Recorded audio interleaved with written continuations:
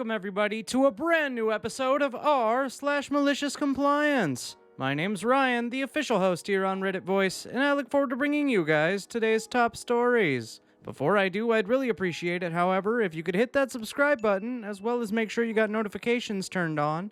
That way you could stay up to date with all the latest and the greatest. Our first story of the evening is called Do Not Leave Your Luggage Unattended. This takes place in late 2001, early 2002, so I'm a little fuzzy on the details, but the main details are true. It was just a few months after the tragedy of 9/11, and the first time my husband and I had flown since the events of that day. We went to LA, a trade show for the industry he works in, and flew in and out of LAX. Everyone was still nervous about flying. It seemed the rules about what you could and couldn't take on planes changed weekly. I think they were saying to allow 2 or 3 hours at the airport before your flight time to check in and go through security. A shuttle service was to pick us up at our hotel and get us to the airport for our return trip. They weren't allowing the recommended time, which made me nervous, and on top of that, they were late showing up, leaving us only about an hour to check in and get through security.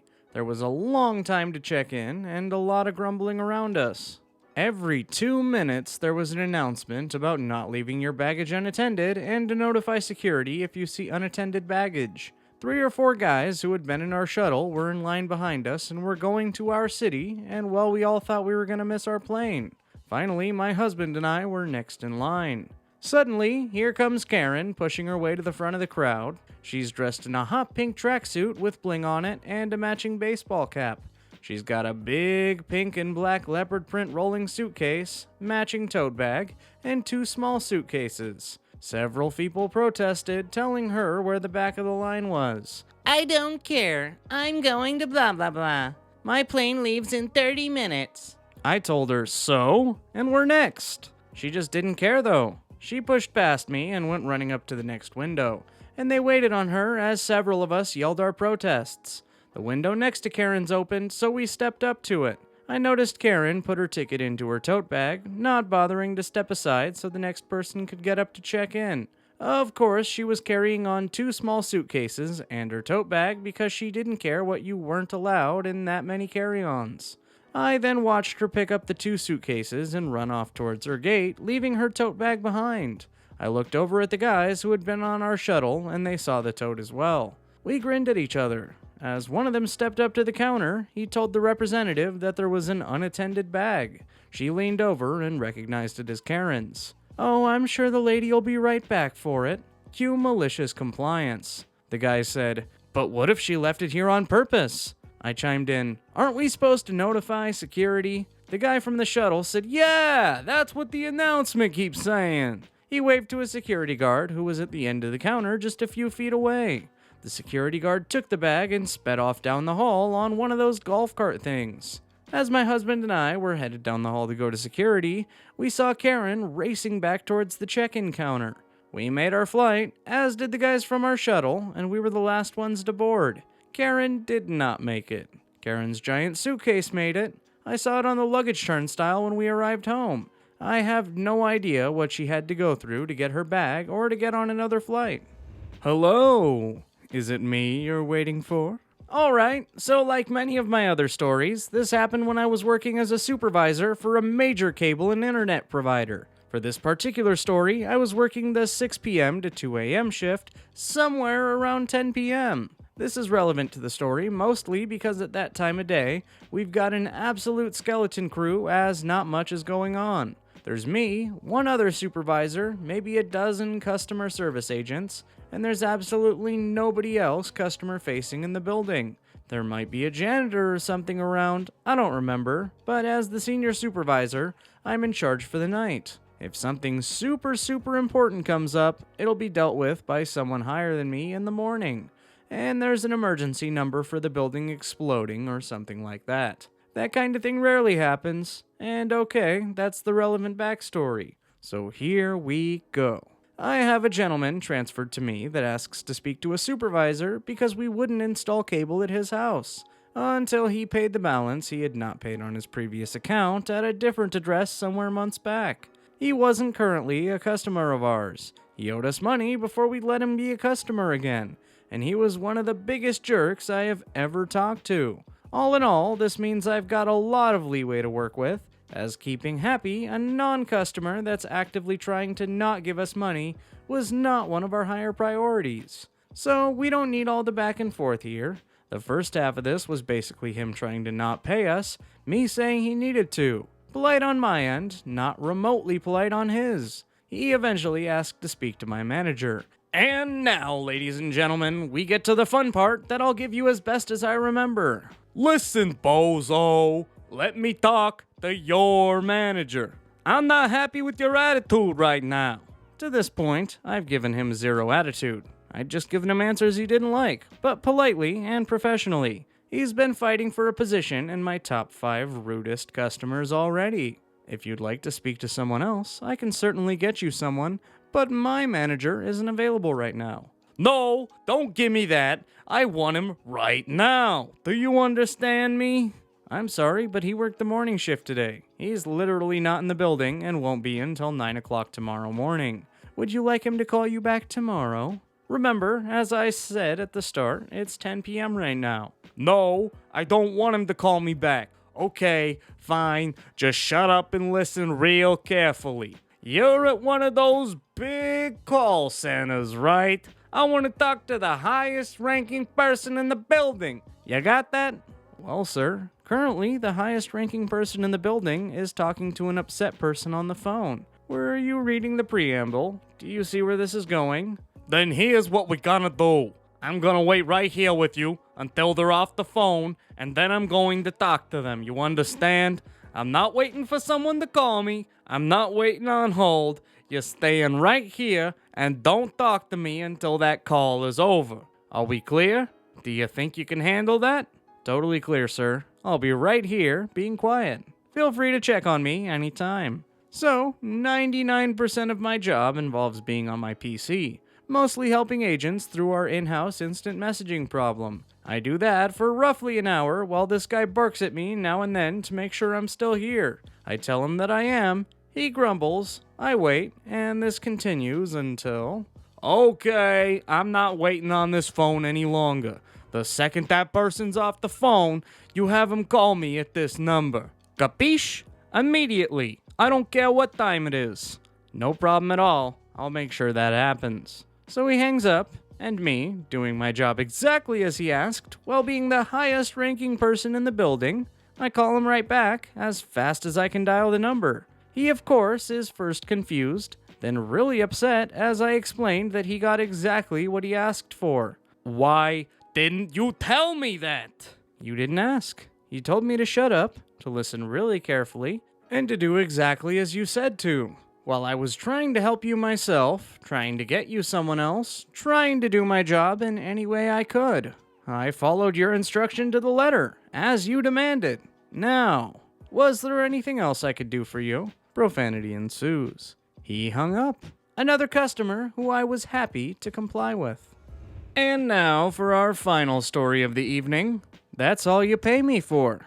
I work for a contractor doing custodial work for a casino. To preface this, I took this job mainly because it didn't involve management in any way. I've worked in management most of my career and was just burnt out.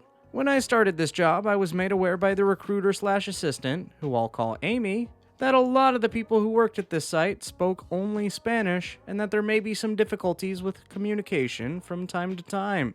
This wasn't a problem with me because Amy spoke English and was currently managing the contract because the actual contract manager was on medical leave due to having surgery. I'm the kind of person that works very hard mainly because I take pride in my work ethic.